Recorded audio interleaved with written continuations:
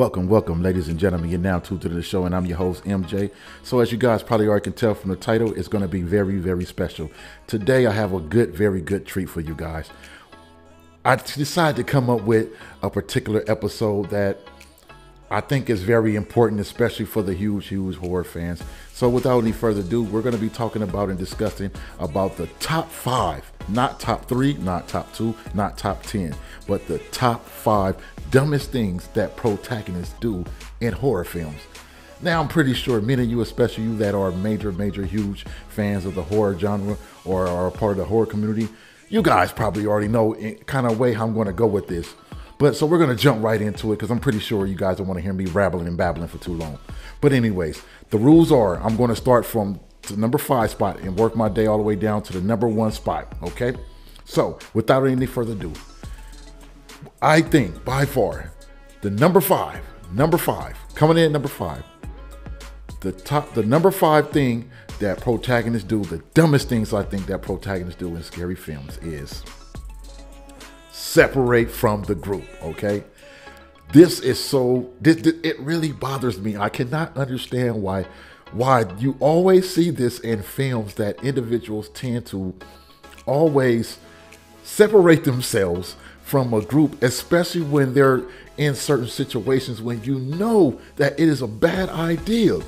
It is a very bad idea to separate yourselves from the group.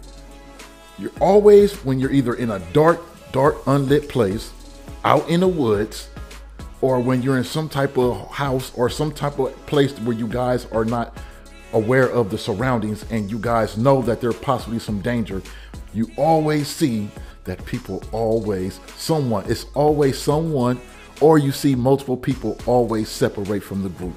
I cannot understand this. It's like they're asking to get themselves killed or to get picked off in a horror film.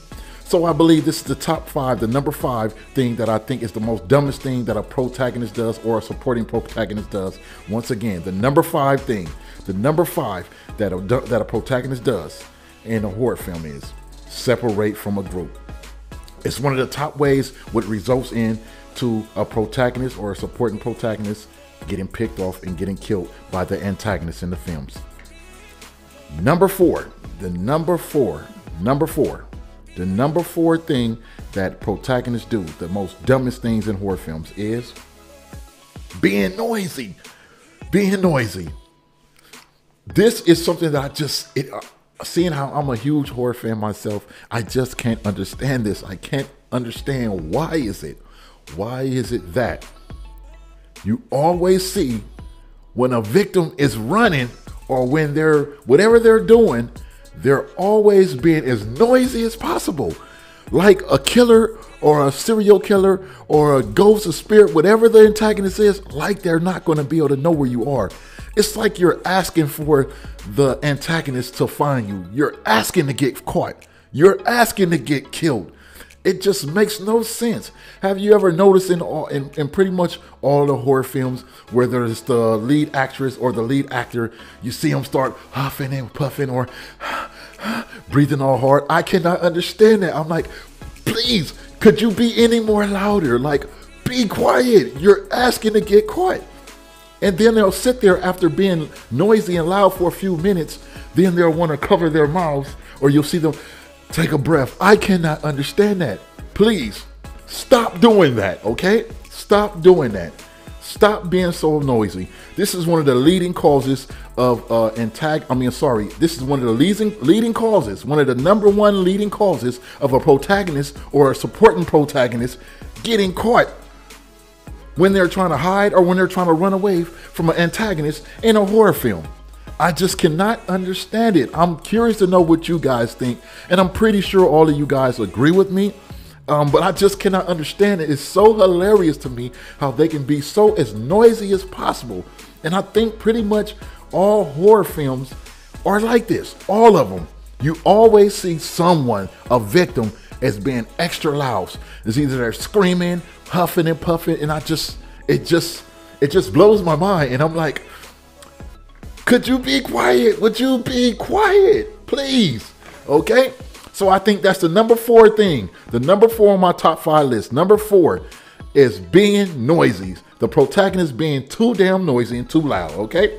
Now, we're going to go into the number three. The number three top dumbest thing that protagonists do in horror films is entering suspicious or dangerous places or rooms. I just can't understand it.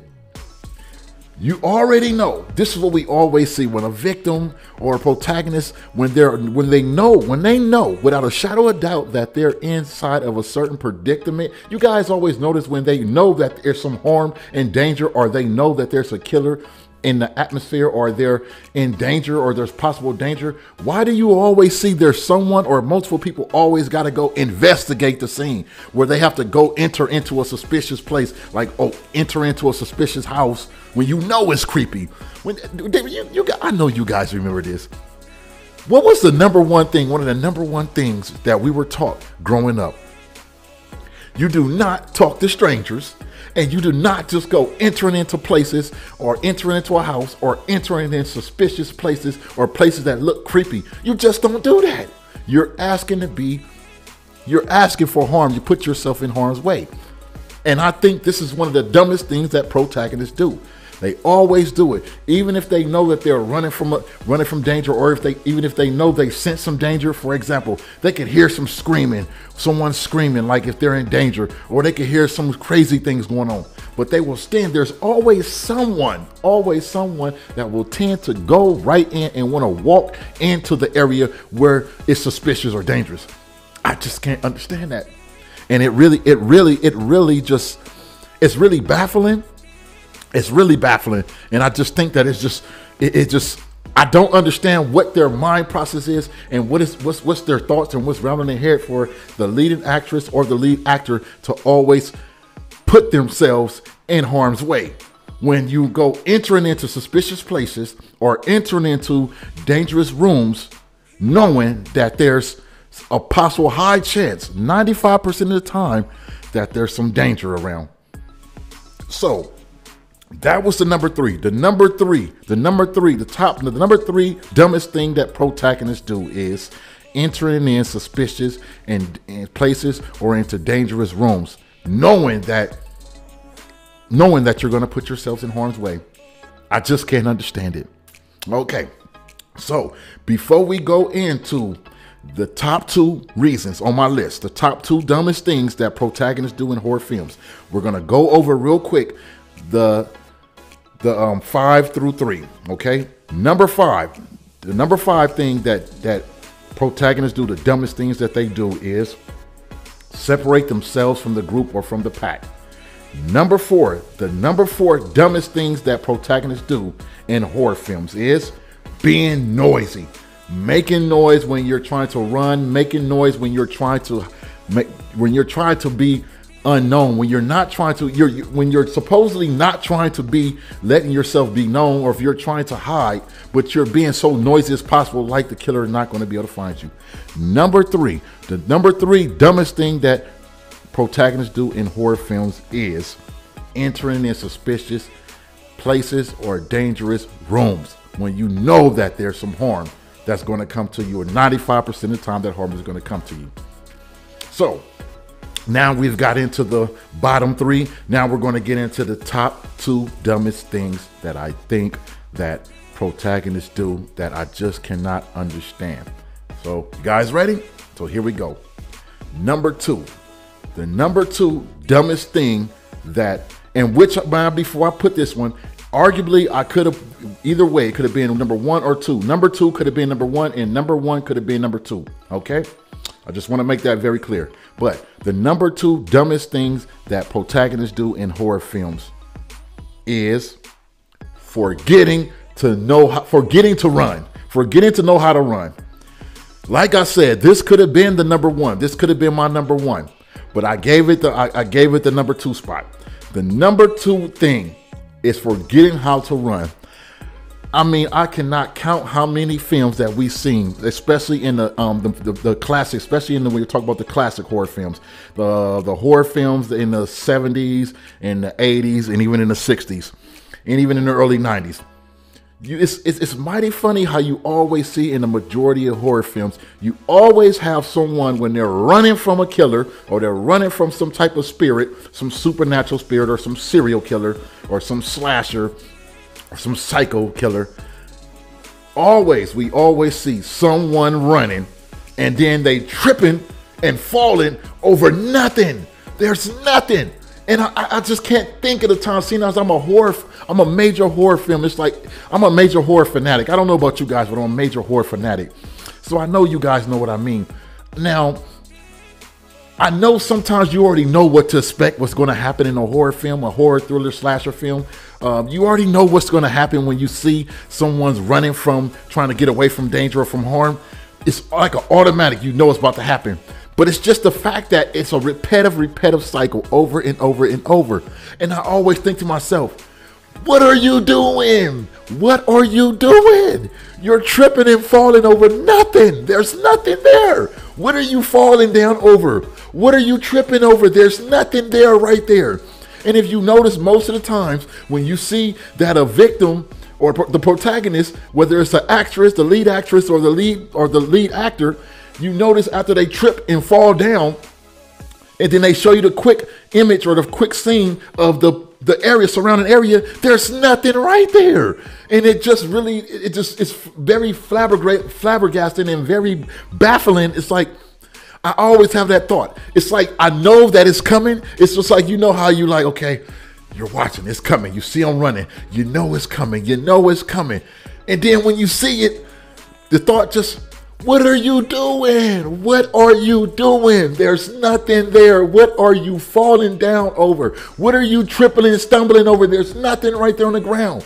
So you mean to tell me that this small little piece of twig, a small little piece of twig is what you falling and tripping and stumbling down over?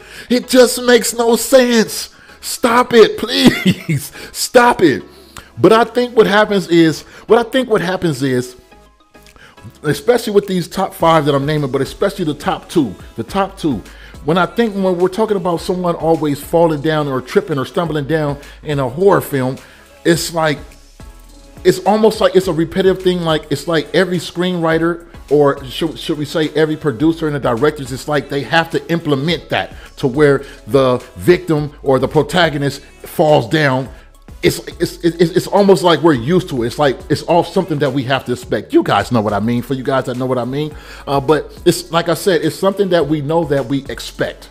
We know that it's going to happen because it's like the director or the director, the producer, and even the screenwriter. It's almost like as if it's something that's like a tradition. There we go. It's like a tradition. It's like you won't see a horror film without someone stumbling down or falling in a horror film. And it's like, it makes no sense, but we know it's kind of like almost like if it's a part of the horror genre. So it's like, it's a tradition. So every director, producer, no matter what producer or what director or what screenwriter, it's almost like they always implement that.